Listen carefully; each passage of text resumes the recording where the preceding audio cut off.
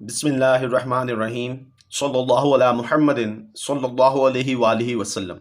Welcome to the Bioilish World. Assalamu alaikum. This is Uwais Ahmad.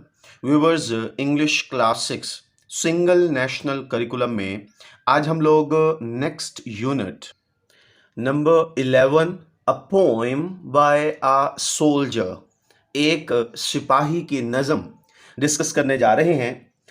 इस poem में इस unit में हस्बे मामूल दो वीडियोस बनाई जाएंगी। एक वीडियो इस यूनिट में मौजूद पोएम को डिस्कस करने के लिए और दूसरी वीडियो में इस यूनिट की एक्सरसाइज को डिस्कस किया जाएगा। तो बढ़ते हैं आज के लेक्चर की तरफ।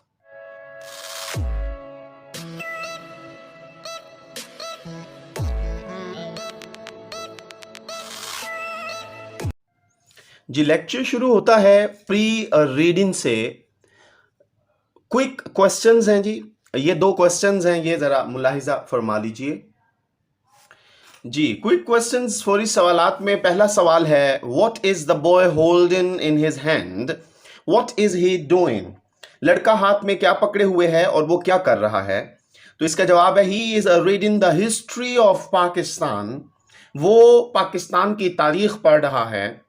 What exactly happened on 14th August 1947? 14 अगस्त 1947 को क्या हुआ था? Pakistan came into existence in August 14, 1947. Pakistan 14 अगस्त 1947 को मारज़े वजूद में आया। जी, reading मुतालिया। Who knew that the day, कौन जानता था कि उस दिन, और 14th of August 14 अगस्त को, कौन जानता था कि उस दिन 14 अगस्त को, will tell the world in a way, कि एक तरह से दुनिया को बताऊंगा, that both east and west, कि मशरिक और मगरिब दोनों, would come to know that there stands, कि उन्हें पता चलेगा कि कायम है, a country named Pakistan, Pakistan नाम का मुल्क, a lovely place with sacred land, एक खूबसूरत जगह, एक मुकद्दस सरजमीन, and a home for a Muslim, और मुस्लिम या मुसलमान का घर। अच्छा जी, इस नज़म का आगाज़ डॉक्टर तफज़ल साहब करते हैं कि कौन जानता था उस दिन 14 अगस्त यानी 14 अगस्त को। 14 अगस्त पाकिस्तान मार्ज़े वजूद में आया, तो उन्होंने अपनी नज़म का बड़ा ही खूबसूरत आगाज़ किया कि कौन जानता था उस दिन कि 14 अगस्त को दुनिया को पता लगेगा, विल टेल द वर्ल्ड, दुनिया को पता लगेगा इन अ वे, एक तरह से, that both east and west, यानी कि मशरिक ममालिक और मगरिब के ममालिक दोनों, यानी पूरी दुनिया को पता लग जाएगा, would come to know that there stands, एक कायम है, a country name Pakistan, Pakistan नाम का मुल्क।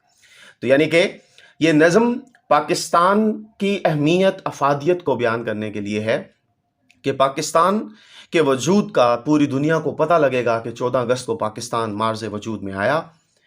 अब वो उसकी खूबसूरती को बयान कर रहे हैं, अ लवली प्लेस, एक खूबसूरत जगह, विद सैक्रेड लैंड्स, मुकद्दस सरजमीन, एक खूबसूरत जगह, एक मुकद्दस सरजमीन, and a home for a मुसलमान, और ये मुस्लिम या मुसलमान का घर है।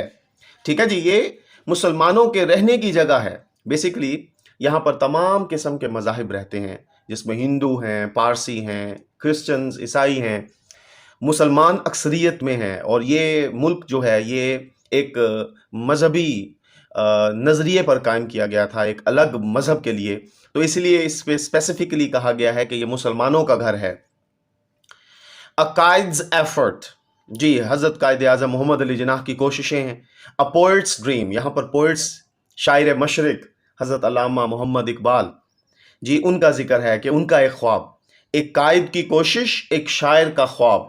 तो यहाँ पर देखें, शायर ने खूबसूरती के साथ अलकाबात का इस्तेमाल किया है कि कायद आज़म मोहम्मद अली जिन्नाह को, जो हमारे कायद हैं, उनको हम कायद के लक़ब से पुकारते हैं, और जो हमारे कौमी शायर हैं हज़रत अल्लामा मोहम्मद इकबाल, जिन्होंने पाकिस्तान का ख्वाब देखा, जिन्होंने उसके लिए जद्दोजहद की, उसके लिए ख़तूत लिखे, तो उनको हम शायर मशरिक कहते हैं। तो यहाँ पर पोइट्स का जिक्र किया कि ये कायद की कोशिश एक शायर का ख्वाब है, and a struggle of a human flood.